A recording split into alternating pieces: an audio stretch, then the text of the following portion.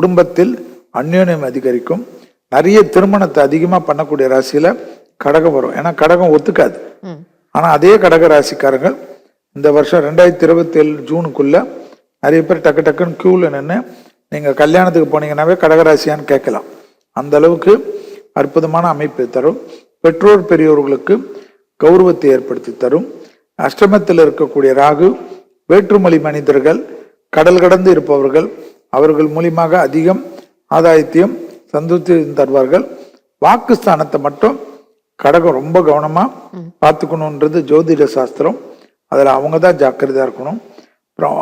பர்ஃபெக்டாக நிறைய நல்லது நடக்கக்கூடிய ராசியில கடகம் வரும். தேக ஆரோக்கியம்லாம் அவங்க தான் பார்த்துக்கணும். தேக ஆரோக்கியத்தில் கடகம் எப்பொழுதும் என்னை பொறுத்த வரைக்கும், இப்போ வேற இந்த வருஷம் குரு உச்சமாகறாரு. அதனால கடகத்துக்கு குரு உச்சமாகறதுனால பகைத்து கொள்ளாமல் இருங்கள். யாரையும் தப்பா பேசாதீங்க. ரொம்ப டக்குன்னு ஸ்ட்ரெயிட் ஃபார்வேர்டு கடகம். கடகம் சாட்டிஸ்ஃபை ஆகுறது ரொம்ப கஷ்டம். அதனால கொஞ்சம் பார்த்துக்கோங்க. நிறைய அவசரப்பட்டு முடிவுகளை எடுத்து இது தப்பு. ஏன்னா வாசல்ல கதவு தட்டக்கூடிய நேரம் நல்லது.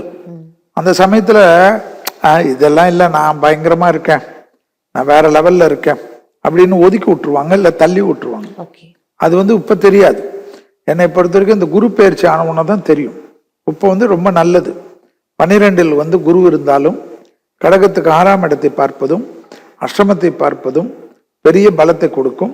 கடகத்தினுடைய 4ஆம் இடத்தை குரு பார்ப்பதனால் குடும்பத்தில் அதிகமான சந்தோஷம் தரும்.